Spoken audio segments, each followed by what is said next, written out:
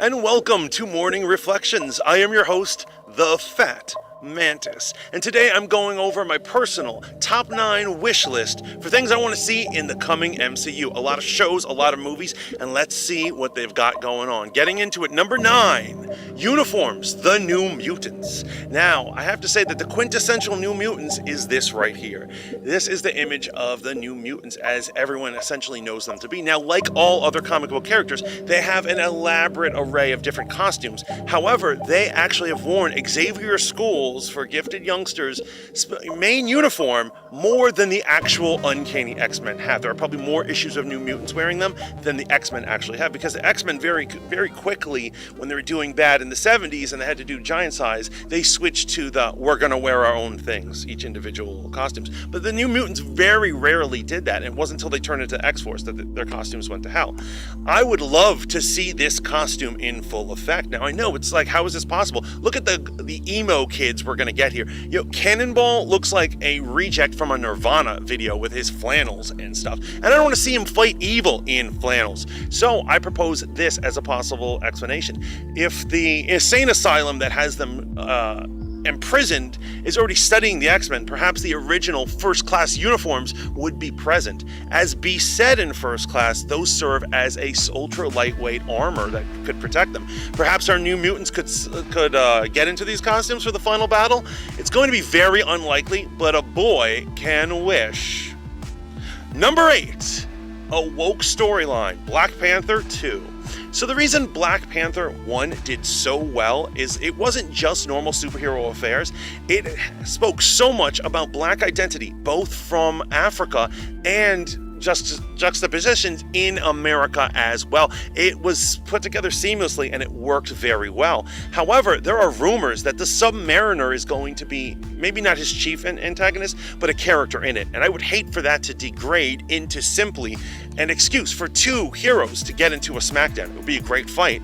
But if they lose the wokeness, they might lose what makes Black Panther work so well. Now, if you look at it, the Submariner over the years has actually ebbed and flowed between humanity's friend and enemy. And actually in the early 30s, if you look at this panel, he is described as being on an eternal war with the white man because of all the horrible pollution they do to the ocean.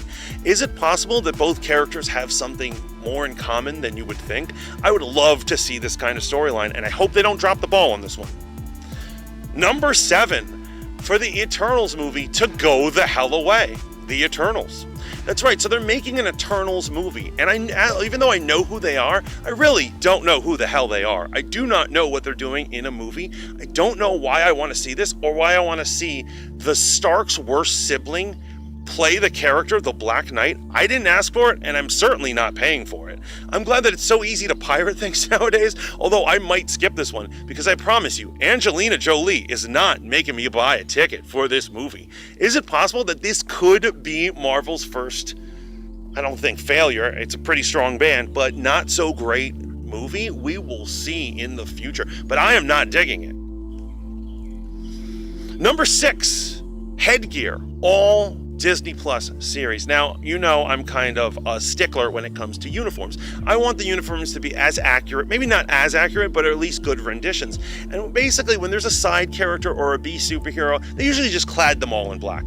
If you've ever taken a drama class or something like that, there's something they call blacks, where you wear black outfits the entire time, so that when you're playing off your partner, you can project whatever emotions and feelings you want. And that's essentially what they do for these side characters. Characters like the Scarlet Witch or Hawkeye, they throw a bunch of black on them, hoping that the audience will either perceive them as a badass for wearing black, or that we can project whatever we're feeling on them. But the truth is, the directors and the writers don't know what they feel about them, so we certainly don't. Now that there's all these Disney Plus series coming out, here's what I suggest. I want to see Baron Zemo, I want to see Scarlet Witch, I want to see Hawkeye, and I want to see Bucky all in masks. I want them to wear more comic book accurate things, particularly Scarlet Witch's tiara. It makes, which we'll get into later on, why it's so important that you wear this. But I would like to, this is a good opportunity to reinvent these characters or to get into it. Now, Hawkeye may not even be the main character in his thing, especially if that actor keeps having problems.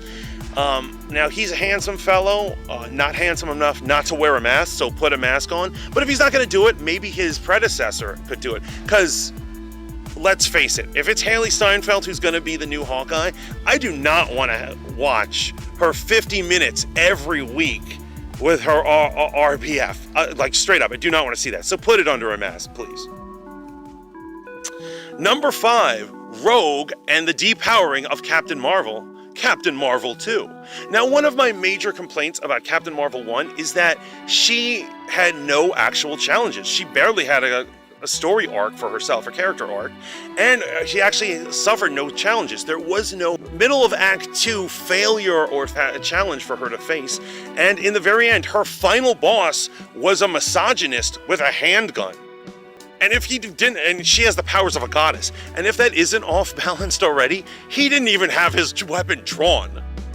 So, I mean, just face that. So that is a bummer. However, a good way to rectify this is to give her a great episode 2 failure cliffhanger at the very end. This is where I suggest that they bring in Rogue and possibly the Brotherhood of the Evil Mutants, the Mystique version of it, where we get to see Rogue drain almost all the life force and superpowers from Captain Marvel, and then throw her off the Golden Gate Bridge into the murky waters like the trash that she is. It would be a great way to end the films, and in between 2 and 3, we could have her exploring the fact that she doesn't have powers and how that affects her mind. This great goddess has been depowered and left to fall to the earth. It would be awesome. Also, a great way to introduce Rogue, this conflict of her being once a villain and not. After all, it is her possessing these powers that actually drove a wedge between her and Mystique and drove her into the arms of Professor X and the other X-Men. Would love to see it. Number 4, Black Widow cliffhanger that has something to do with Phase 4. Now, it is a possibility that this movie of Black Widows is just going to be a send-off for ScarJo and nothing significant is going to happen. But my theory, and what I'm really hoping for, is that they're going to drop a bomb either in an Easter egg at an end credit scene or in the final thing that will pertain, even though it takes place in the past, to our current situation. My guess is they're going to reveal who a Skrull is. Is it possible that she's a Skrull? Now, I would really dislike that because it would ruin her epic end that she had in Endgame, which, let's face it, we all loved. It was a great way for her character to go out. However, I'm hoping it reveals that another Avenger has been a Skrull this whole time. And I'm not talking about a friendly Skrull. There have to be factions of Skrulls that don't like humans and all the things going on here, and they might have hostile intent. It would be great to see, but maybe there could be some other cliffhangers, who knows. But I would love to see that in Black Widow. Number 3, Olivia Octavius. Now, the following is going to be spoilers for Into the Spider-Verse.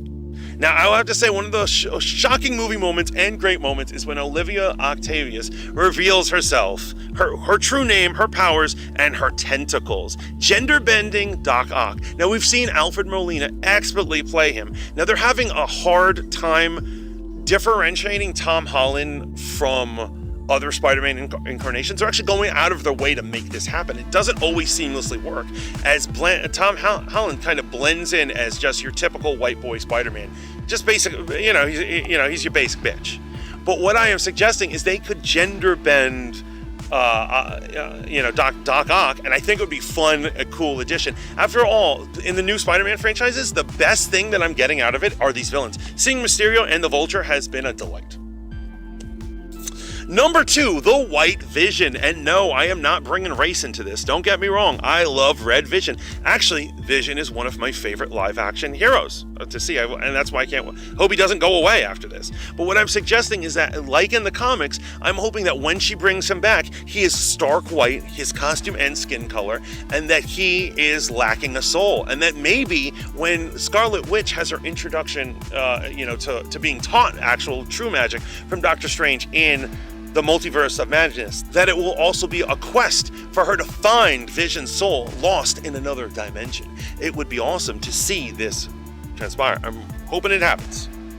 And finally, my number 1 wish list is Magneto, the master of magnetism. That's right. He is the king of the evil mutants, founder of the Brotherhood of Mutant Supremacy, and one of the most iconic X-Men ever. And I would love for, in WandaVision, or possibly the Doctor Strange movie, they reveal who her father is, and they have implications of mutants and their very existence. And remember, he is a evil king, and that is the significance of Scarlet Witch actually wearing her tiara, because she's a princess. Mind is blown, am I right? Yes, that's the significance of that. So I would love to actually see this indication. There seems to be some indication that there might be a Quicksilver reference or something, and I really hope that it's, Evan Peters and not, Aaron, whoever that guy is. No offense to him. But that, my number one thing is that we get some Magneto explanations and some more X-Men introductions. So let me know what you think. What are your top wish lists for coming MCU properties? Please let me know in the comments. Remember to like, share, and subscribe. And remember to keep tuning in to Voice of the Fat Mantis for more MCU analysis, shenanigans, fun game commentary. Now go have a beautiful day, live the dream, and ciao for now.